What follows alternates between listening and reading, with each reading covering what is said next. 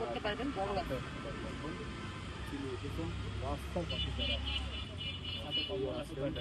আম, আমি তো সবসময়ই মানে অনেক আগে থেকেই আম, এই ধরনের কাজ করেছি।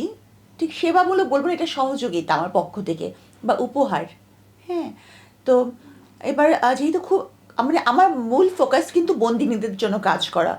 তো তার বাইরে আমি কিছু কাজ করি মানে যেটা আর কি, যেমন যেটা করতেই হয়, যেমন বন্যার্ত বা শীতার্ত মানুষের পাশে একটু দাঁড়ানো। এই জন্যই তো আমি 500 কম্বল এনেছি।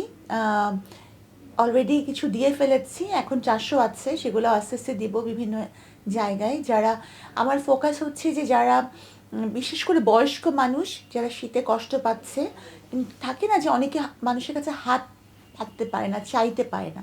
তো আমার ফোকাসটা হচ্ছে তাদের জন্য। আমি নিজে আহ, মানে আমি শীতে একসময়, যেমন কাশিমপুরে কিন্তু খুব শীত পড়ে, খুব ঠান্ডা পড়ে। তো যারা কখনো কাশিমপুর গিয়েছেন তারা জানেন।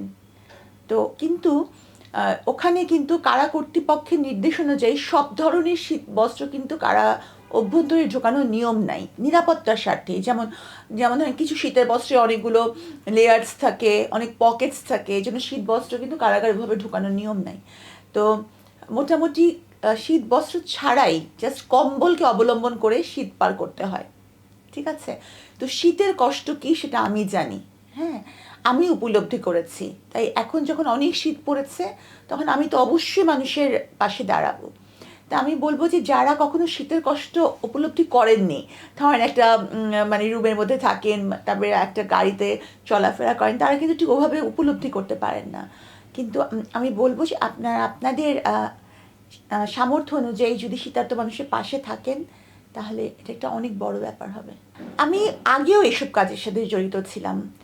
যে যেদিন আমি গ্রেফতার হই তার ঠিক আগের দিন, হ্যাঁ, ঠিক আগের দিন এমন হয়েছে যখন করোনার খুব প্রকোপ। তো আমি তখন হৃদরোগ ইনস্টিটিউটে আমি রেজিস্ট্রার কার্ডিয়াক সার্জারি আমি কাজ করছি। এমন সময় ওখানকার এলাকার যে বারবার মানে নাপিতরা যারা ওনারা কিন্তু অপারেশনের সময় ক্লিন শেভ করে পেশেন্টসদের। তো ওরা এসে বললো যে ম্যাডাম আমরা খুব কষ্টে আছি, কোনো কাজ পাচ্ছি না, কারণ এখন শুধু মানে রুটিন অপারেশনগুলো বাদ শুধু ইমার্জেন্সি অপারেশন হচ্ছে। তো অনেক কষ্টে আছি।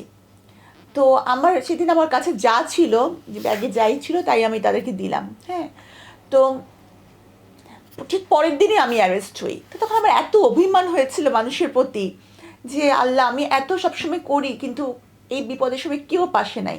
তো সেই অভিমান থেকে আমি ভেবেছিলাম যে আমি আর কোনো দিন এগুলা কিছু মানে মানুষের জন্য কিছু করব না।